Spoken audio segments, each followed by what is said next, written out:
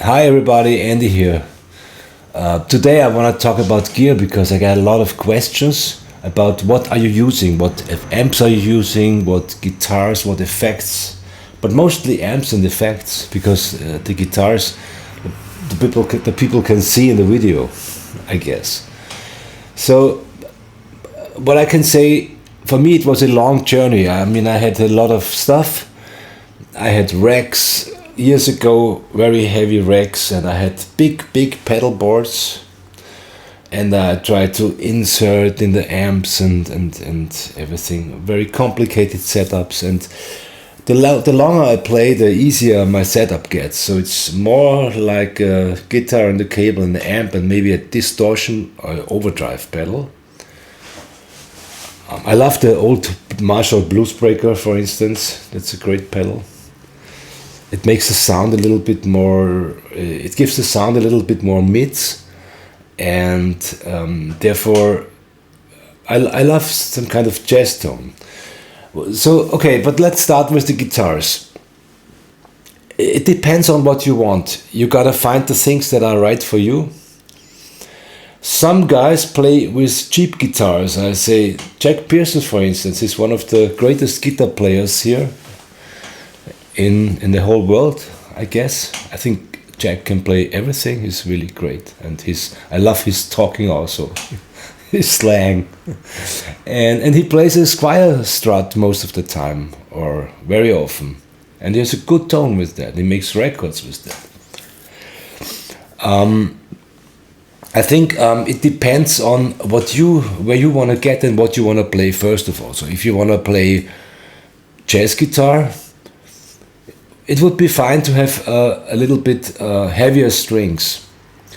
The problem with heavier strings is that you can't bend it. So if you want to play jazz and band strings, you maybe need some compromise, like 0.11 or something. I play a lot of 0.11 strings on most of my guitars now. I don't play so much rock stuff anymore. I have a pretty heavy attack with my right hand, so 11 is good, and I can bend it. If the guitar is in a good shape, 0.11 till I think 0.49 are good to bend. And they sound a little bit fatter, I like it. But it depends also on your attack, because if you have a light attack and if you play a lot of distortion, maybe a much lighter set would be the best for you, maybe 0.9 or something, 0.09 or something. You really have to make your own choices and find out what's working good for you. Guitars, I mean, when I was a young guy, I loved humbuckers because I thought humbuckers sound fat and I want to sound fat. So I played humbuckers for a while. I was always a big Jimi Hendrix fan, and I never had a Strat. I got very late my first Strat, I think about when I was, I don't know, maybe 30 or something. Strats sound a little bit thinner, and what I found out is that you can make a thin guitar sound fatter pretty easy. If you take this Marshall Bluesbreaker, it gets more mids, it sounds fatter. It's all about the mids with guitars. Mids are everything, in my opinion. But it's harder to make a fat guitar sound thin. You need EQs and stuff, and it gets, I think, more complicated. So I started playing Strats. Also, I love to use the whammy bar for a while, and so, I mean, I started with some Kramer guitar in the 80s. These were, I don't know if these were good guitars with Floyd Rose tremolos and so. Not really my kind of thing, but I played it for a while. And then I moved to Strats.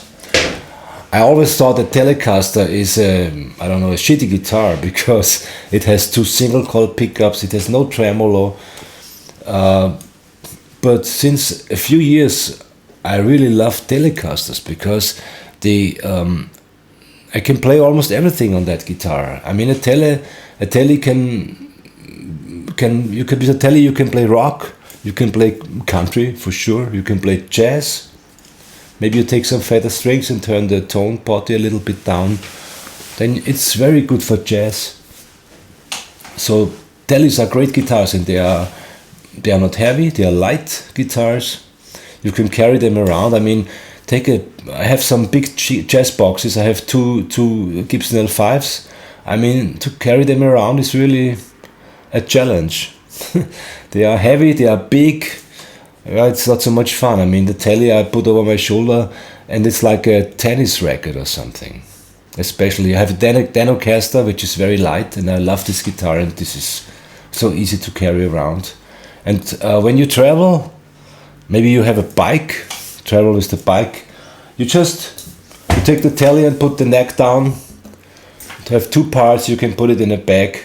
It's very small then.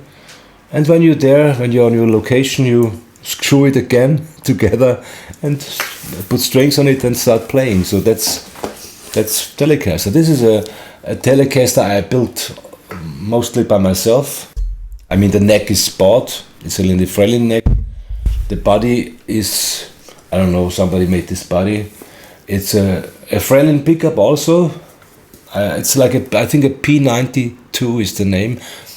And this is a Voodoo pickup called Voodoo. The guy who made it, these are great pickups. I have the same in my Telecaster. I don't remember the name now. Maybe I write it down later here. Yeah, and a Tele is a great guitar, really, absolutely. The neck is good. It has a good attack. I think the problem with the Strats when you play a more jazzier thing is that Strats have a I think a slower attack or something. It was always very hard for me to make good jazz phrasings on a Stratocaster. Not so on a Tele, not so on a 335. Even a Les Paul is okay. I mean, I have a very old Les Paul. Les Pauls are strange guitars in my opinion because they are very heavy. They are not good to play sitting down because they are so small and the neck is so slow, so very low down. You have to bend your arm a lot. When you play it standing, it's heavy. You get problems with your shoulder. Yeah, and I don't know. I love the sound. Gibson Les Paul sounds great, but yeah. Well, jazz boxes are great for jazz, but they are not so flexible. You cannot play a lot of stuff with them. Even if you put lighter strings on it and you want to bend it, it's not. I think it works, but it's not that the guitar wants you to bend the strings, in my opinion. So Teles are really great guitars. They are cheap. I mean, they are also very expensive Teles, but you can get them very cheap. If you, like I have in this guitar, you can put a humbucker in it. Then you get a more jazzy tone if you want. But you have to care for that this humbucker has very low output if you have a single coil on the back side. Because this should work together. And if you take a strong humbucker in the neck and a single coil here, you have a very big difference in volume. So you always have to turn this switch, and it doesn't work so good. This pickup has a pretty low output. So I can say, if you don't know which guitar, take a Telecaster. It's a great thing. I love also my 335 because it's in the mid between a jazz guitar, jazz box, archtop, and a solid body guitar. It sounds woodier than a solid body guitar, a little bit more vintage maybe, especially mine sounds pretty vintage. It has also a lot of mids, strong mids, but yeah, 335 is a great guitar. Mine is pretty heavy, so yeah, it's also compromising. When we come to amps, I mean, it's also about what you want to play. If you play a lot of small gigs, you don't want to carry a Marshall 412 and a heavy top. I mean, it's nice to have it standing there and to play with it, and it's really loud and strong and has lots of bass. But you have to carry it around, and this is no fun. So if you are on a stage, the technicians always want you to be not too loud in these days. In the older days, I mean, they had this, they had lots of 412s on stage, and this was the PA too.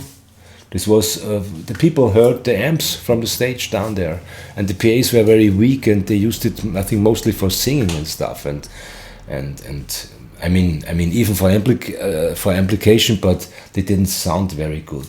It's totally different in these days. There exists very nice PAs. They are pretty small and sound good, and yeah, it's not necessary to have such a loud amp on stage. And you put a mic normally in front of one of the speakers. So there is a difference between open cabinets and closed cabinets. The open cabinets sound more airy. The sound comes also from the backside of the amp. So it's more all around. And the 412 is a more direct pushing sound, I would say. Yeah, so that depends on. Sometimes I like closed cabinets too, but mostly I'm an open cabinet guy. I started with Fender amps, and I still use it. Fender amps are Fender style amps, and Fender amps are great for almost everything. A very good amp is also the one with the 84. What's it called? EL84 tubes. Fox. This is a Fox AC30 style amp. They are pretty good with pedals.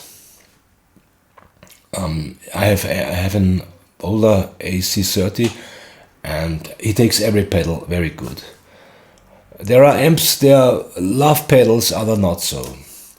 But I'm a little bit different. Most videos I see here where amps are tested, people only play distorted, overdrive and distorted.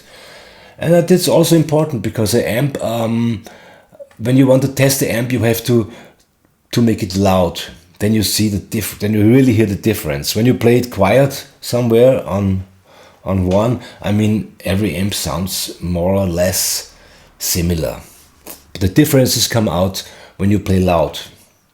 When you play loud, it also has a very big influence which cabinet you have. The speaker are very, very important depending on the sound. So when you have a Fox AC30 with a Marshall 412 cabinet, it gets a little bit in Marshall direction.